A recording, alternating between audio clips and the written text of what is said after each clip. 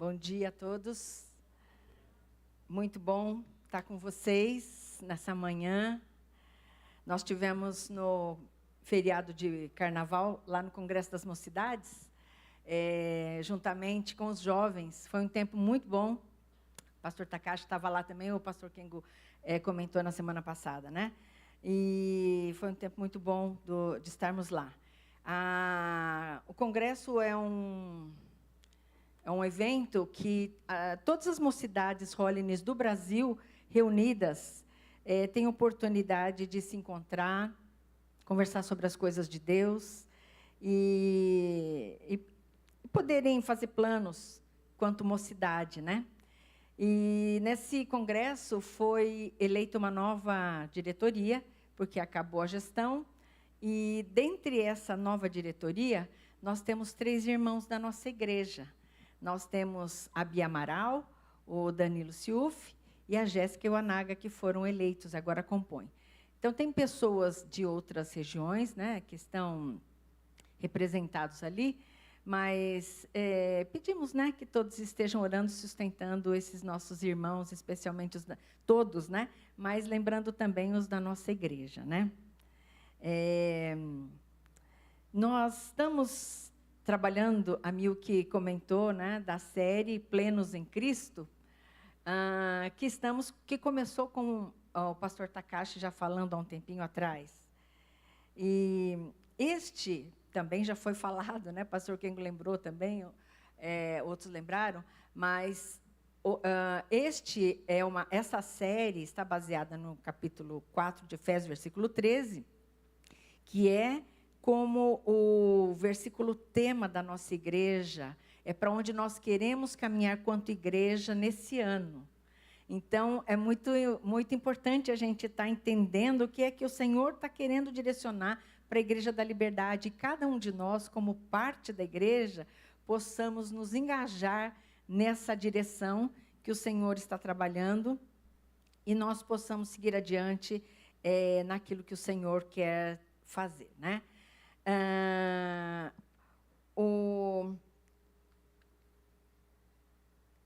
Os pastores já falaram várias coisas sobre isso. Deixa eu ver se eu consigo aqui.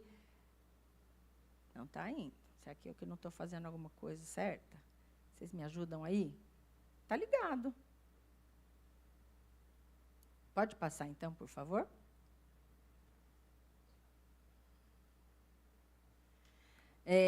Pastor Takashi trabalhou no capítulo 1 de Efésios, no tema fé e obediência, porque Deus fez tanta coisa, deu tanta bênção, que você não tem ideia do tamanho da bênção que Deus planejou, uma bênção tipo do tamanho de ressuscitar gente. Então, por isso, a nossa parte requer fé e obediência. Pastor Edu falou assim, da salvação que o Senhor nos concede, que a gente estava morto por causa das coisas que a gente não fazia nada de bom, vivia imerso na porcaria, mas o Senhor nos deu acesso a Deus. Depois o Senhor nos reúne quanto povos de origens diferentes, e também para que nós, esse Deus nos garante, isso não dependeu de nós, dependeu somente de Deus, né? E nos garante esse livre acesso a Deus. E pastor Kengo falou do segredo, né? E o segredo é que gentios ou judeus, na verdade, todas as pessoas que ouvem as boas novas e participam, nós somos herdeiros dessas riquezas que Deus planejou para nós. E, na verdade, nós estamos passando muito rapidamente, mas se você tiver oportunidade, estude com carinho o livro de Efésios, estude a fundo. Tem verdades importantes para a nossa vida espiritual. E, a partir de agora, a partir do capítulo 4, a gente começa entendendo toda essa base importante que nós vimos até agora, nós vamos seguir adiante. O que é que tudo isso tem a ver com a minha vida? Como é que eu ligo tudo isso? Como é que eu faço com tudo isso?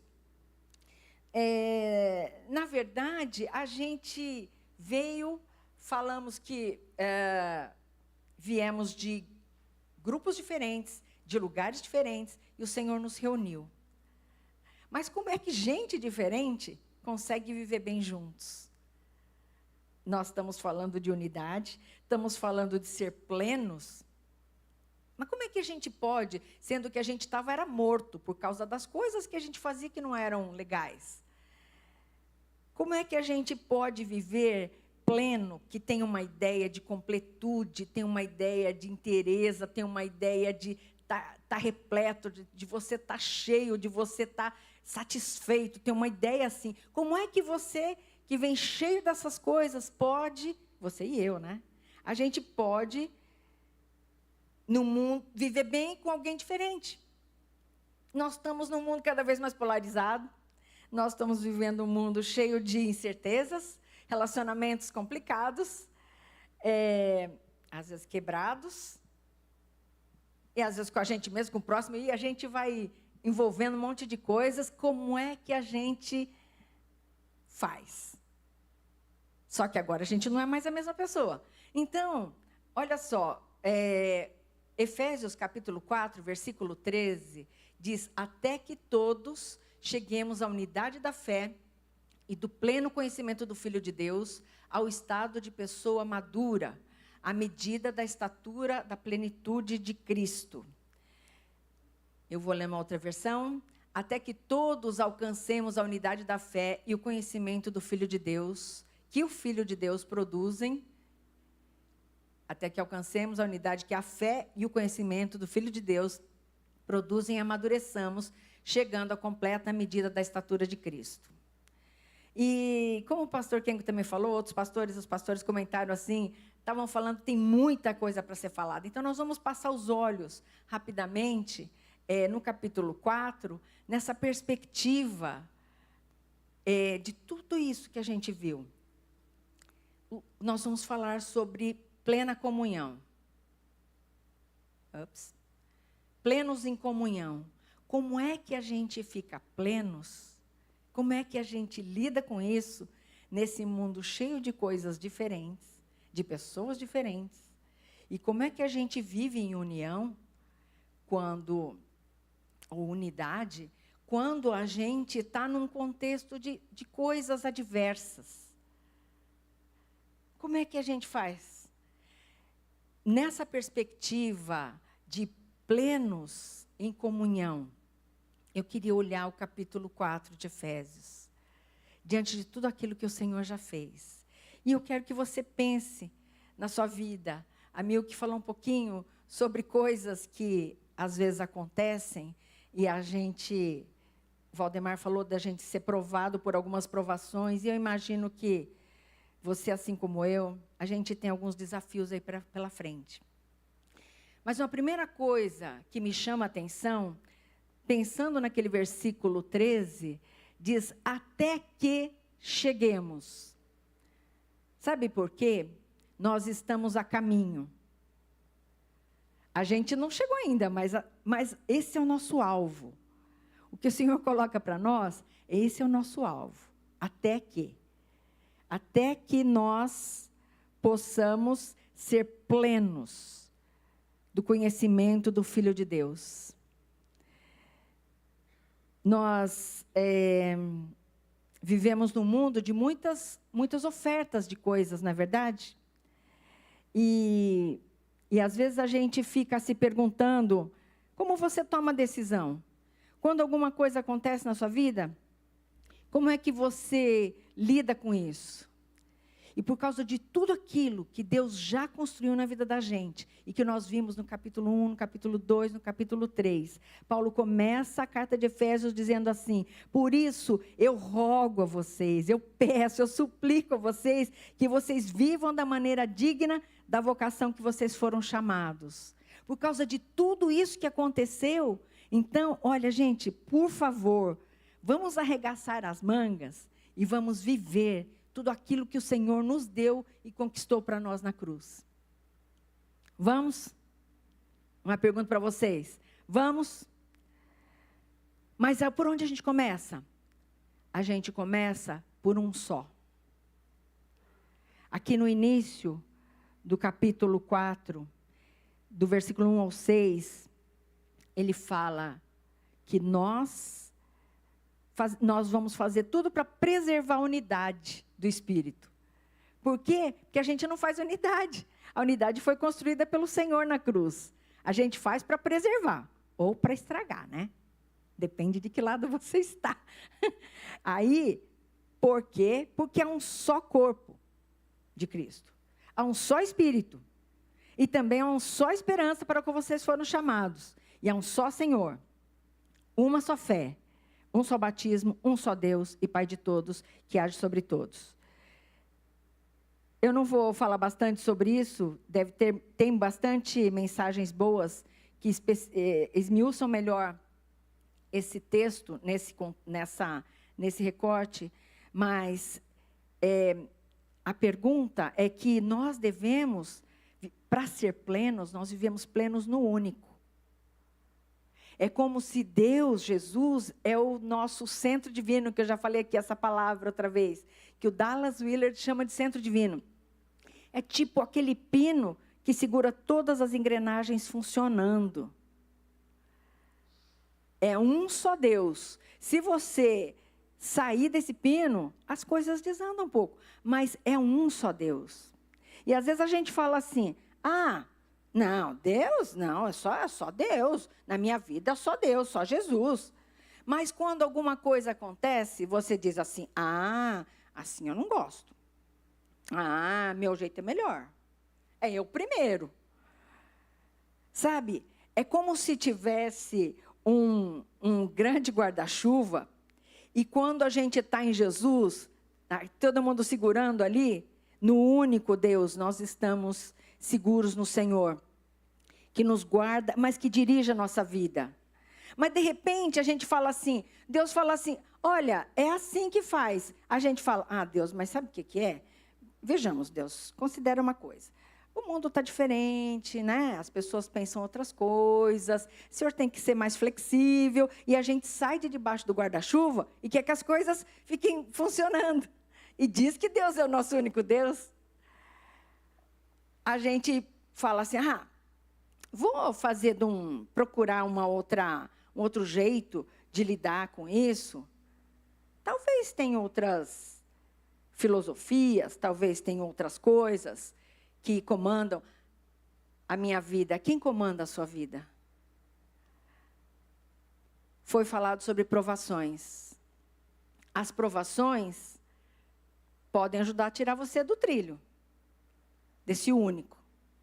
Porque vem a provação, você vai atrás delas, caiu. Ou você olha para a perspectiva da provação, na perspectiva de Deus, do centro divino.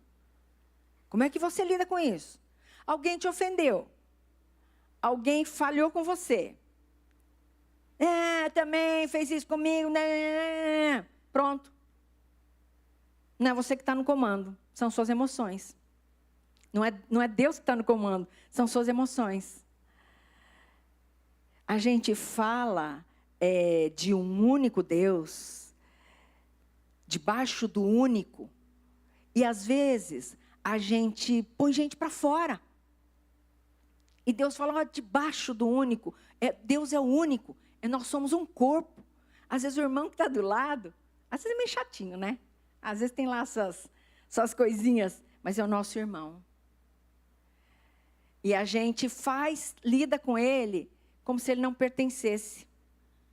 E a gente joga de lado. Quem está no comando? Você, e não Deus.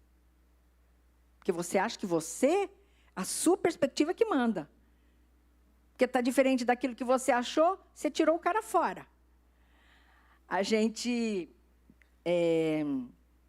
ouviu uma palavra, talvez eu vou até tomar um pouco de tempo nisso, mas lá no Japão a gente ouviu o pessoal que trabalha nas fábricas e aprendemos uma palavra furiô. Junto com a palavra kensa, que eles falam muito. Que eles estão fabricando peças, e as peças que vêm diferentes das outras peças, logo com defeito, são furiô, e na kensa, que é na avaliação, eles tiram fora. E eles fazem isso com pessoas. Você faz isso com pessoas? Então, quem que está no comando? Nosso Deus é o único Deus de um corpo, de um espírito. Nossa vontade, às vezes, é sair e tirar proveito da situação. Às vezes a gente faz algumas coisas disfarçado de piedade, mas é por causa dos nossos interesses. Daí quem está no comando? A gente é pleno de comunhão quando a gente está debaixo do único Deus. Quando a gente está debaixo da mesma direção do Senhor. E às vezes a gente acha que o outro é o problema. E na verdade, às vezes é a gente que está botando o outro de fora, chamando o outro de furiô, né? Coisas que Deus tem tocado no meu coração. Mas o convite para nós sejam humildes e amáveis, como diz lá em Efésios, tolerando pacientemente uns aos outros, façam tudo o possível para se manterem unidos no Espírito, porque foi o Senhor que ganhou essa unidade por nós. Não vamos estragar. Nós estamos debaixo do mesmo Deus. Senhor, como é que a gente lida com isso? É o Senhor que manda. E eu vou fazer aquilo que o Senhor fala para eu fazer. Senhor, como é que a gente lida com isso? Plenos no único. Plenos no conhecimento de Deus significa não conhecimento só aqui, conhecimento vivido de verdade. A pessoa bate o olho e fala, opa, está parecido com Jesus? De tanto que Jesus mora dentro de você. De tanto que Ele é o centro divino da sua vida. E nós possamos caminhar dessa maneira na unidade, no vínculo da paz. O apóstolo João diz assim, convém que ele cresça e que eu diminua. A gente quer construir unidade, quer fazer as coisas, quer ficar de bem, de comunhão, desde que eu não me custe nada, né? Mas que o Senhor cresça, o jeito dele de lidar com as coisas e não o meu, porque Ele que está no comando. Às vezes eu estou falando de mim, a gente passa por provações, passa por situações em que pessoas frustram, pessoas são injustas às vezes com você, pessoas te ferem. Se você é chamado de furiô, tratado assim, quem está no comando? Eu vou falar para vocês. Eu precisei, muito recentemente, dizer para o Senhor. E essa noite eu reafirmei isso diante do Senhor. Senhor, quem comanda a minha vida é o Senhor. Não é isso que vai determinar como eu vou ficar. É o Senhor e a sua palavra quem comanda a minha vida. O Senhor é o meu único Deus. Eu escolho o seu jeito. Uma outra perspectiva para viver em pleno em comunhão, tem a perspectiva do corpo de Cristo. Ele falou que é um só corpo, tá certo? E no versículo 13 lá ele fala, olha, até que todos cheguemos à unidade da fé do pleno conhecimento do Filho de Deus, ao estado de pessoa madura. É um corpo maduro, amadurecido. Ou em outras versões fala de amadurecido. Mas como é que você fala de unidade, de viver pleno em comunhão, quando ele começa o versículo 7 dizendo assim, e a cada um foi concedida uma graça conforme a medida repartida por Cristo. E a gente pensa que unidade tem a ver com uniformidade. É diferente. Né? Professor de português, está ali, ó. Unidade e uniformidade são coisas diferentes. Eu gosto de pensar na graça de Deus para pessoas diferentes. O Senhor é o único completo, tá certo? O Senhor é o único que tem todos os dons. Mas Ele pega um pouquinho dos dons dele e faz assim, ó. Aí, opa, espingou um em mim. Opa, respingou outro em você. Opa, a gente não tem todos os dons. A gente não é completo. O irmão tem uns, eu tenho outros. E dessa forma, nós somos diferentes. Mas nós fazemos parte do mesmo corpo. Como é que isso funciona? Ali, a partir do versículo 11, ele diz assim, ele mesmo concedeu uns para apóstolos, outros para profetas, outros para evangelistas e outros para os pastores e mestres. Ações diferentes.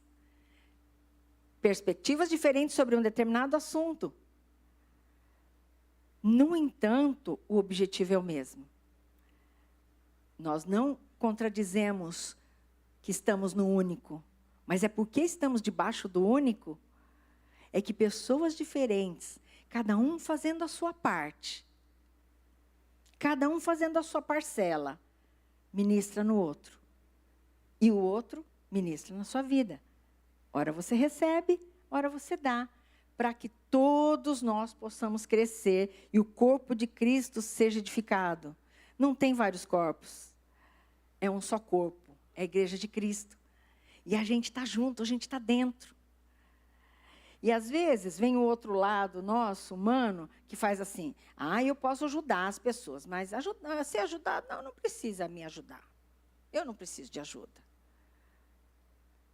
Perdeu a chance de participar do corpo na mutualidade. Vamos desfrutar, porque nós não somos completos em nós mesmos. Para a gente estar amadurecidos, a gente dá e recebe. A gente vive em mutualidade, porque o próprio Deus vive numa comunidade, em que um se dá para o outro. E cada um de nós possamos exercer bem a nossa parte. Cada um de nós, Senhor, o que o Senhor quer para mim? Tem gente que assim, sabe, vamos pensar, às vezes, não funciona quando a gente pensa assim, eu preciso. Mas eu não tenho porque fulano não faz, ciclano não faz, ciclano não faz. Eu fico assim, porque os outros não estão fazendo para mim. E às vezes você precisa olhar um pouco da outra perspectiva. O que eu tenho para dar? O que Deus me deu para eu dar? Às vezes, a sua perspectiva é, não, eu dou, eu ajudo, eu faço. Mas, às vezes, o Senhor está falando, cresce um pouquinho em receber. Porque tem um irmão que pode ministrar na sua vida. Para que todo o corpo cresça, se desenvolva, seja saudável, né? Em amor. A gente, nesse versículo falando, ao estado de pessoa madura, não como crianças, não como pessoas imaturas, que ele fala que a gente vai receber, passar por isso, para que nós sejamos plenos do conhecimento do Filho de Deus, estado de pessoa madura, para que a gente não seja como meninos. A gente, quando é adulto, não gosta de ser tratado como criança, né? Mas ele fala que os meninos são arrastados pelas ondas, levados de um lado para o outro, sabe? Tipo, quando a gente era criança, falava Maria vai com as outras, né? Alguém falou uma coisa, vai. Alguém falou outra coisa, vai. E aí você vai para lá e para cá e não tem opinião. E às vezes você, né, vai por onde o vento, não sei, mas não é nem o vento, mas alguma coisa fala aí e você vai de um lado para o outro. Vento de doutrina, diz a Bíblia, né? Mas, seguindo a verdade em amor, cresçamos em tudo naquele que é o cabeça Cristo. O alvo é a gente viver no estado de pessoa madura. O corpo edificado, eu fiz parte de edificar o corpo, mas eu fui edificado. O corpo está saudável. Quando nós podemos ser plenos no corpo, exercendo a mutualidade. E a pergunta é, será que a sua vida como parte do corpo tem desenvolvido em saudável e em amor? Jesus é visto na tua vida? Será que nesse momento Deus está falando, olha, você quer ser pleno em comunhão? Vamos trabalhar mais naquela área? Deixa o irmão trabalhar. Será que Deus está falando sobre isso? E um terceiro aspecto, pensando nessa unidade, pensando em ser plenos em Jesus e plenos em comunhão, tem um terceiro aspecto, passando muito rapidamente, sobre ser plenos na vida. Versículo 13 diz, até que cheguemos a completa medida da estatura de Cristo. Gente, a régua é alta. Não só a gente crescer, mas é a estatura de Cristo. Esse é o alvo para a gente. Essa é a nossa medida. Completa medida da estatura de Cristo, diz uma versão. Nossa, se fosse só a estatura de Cristo já é, né? Mas é a completa medida da estatura de Cristo. E nesse aspecto, eu queria pensar o seguinte: Jesus, nós estávamos mortos. Nós aprendemos no capítulo 2. Jesus nos deu vida. E nos deu uma nova vida para a gente viver. Então, a gente tem a oportunidade de, versículo 17, não viver mais como gentios, isso é como se vivia antigamente, no seu modo de vida antes de Jesus. Ele ganhou, ele morreu na cruz, ele deu um monte de bênçãos, ele fez um monte de coisas, sem a gente merecer, para a gente desfrutar de todas as bênçãos e de uma nova vida. E às vezes a gente está perdendo a oportunidade de viver essa nova vida, sabe? Sabe quando é o cachorrinho que foi lavado, lá no interior tinha terra, né, no quintal. Depois que você lava o cachorrinho, ele vai lá para a terra para se secar, né, na lama, né, na terra. E voltou a ficar sujo de novo, né? Mas o apóstolo Paulo diz assim, olha, não vivam mais como os gentios. E aí ele traz uma lista. Então pensa plenos na sua vida, como na sua vida pessoal, na nova vida de Jesus, que Jesus deu para você. Viva pleno na vida que Jesus deu para você poder experimentar a plena comunhão em Jesus. Olha lá, ele faz uma lista. Está lendo aí? É uma lista grande. Falando da nossa vida anterior, vai ticando aí o que tem a ver com você. Levado por pensamentos vazios e inúteis, mente mergulhada na escuridão, anda sem rumo, alienado da vida que Deus dá. Deus está falando uma coisa, Deus está falando uma coisa, você não está nem aí, você não percebe o que Deus está fazendo. Olha, ele chama de ignorantes, está acompanhando aí, dependendo da sua versão, ele diz endurecido de coração.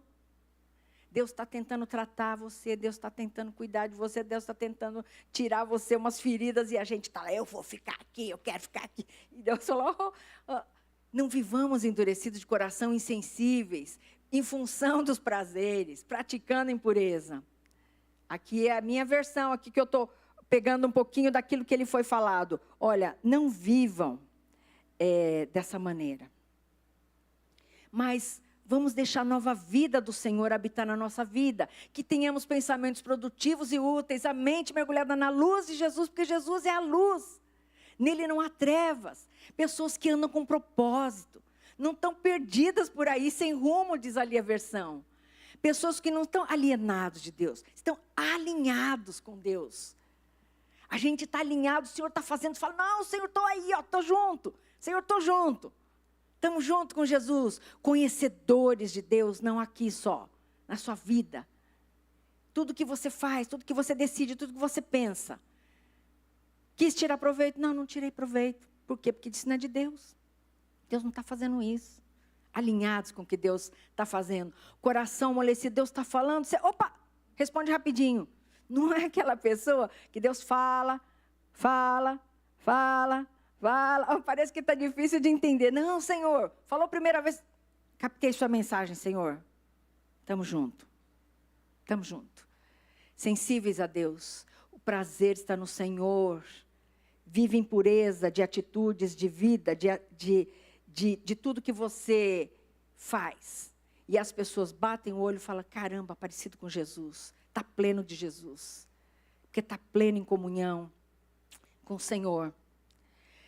Uma dica, rapidinho, também tem muito sermão bom falando sobre isso. Não vamos gastar tempo, mas uma dica que diz lá em Efésios 4, para que você possa viver essa nova vida, beleza? Nessa segunda perspectiva, dispa-se do velho homem.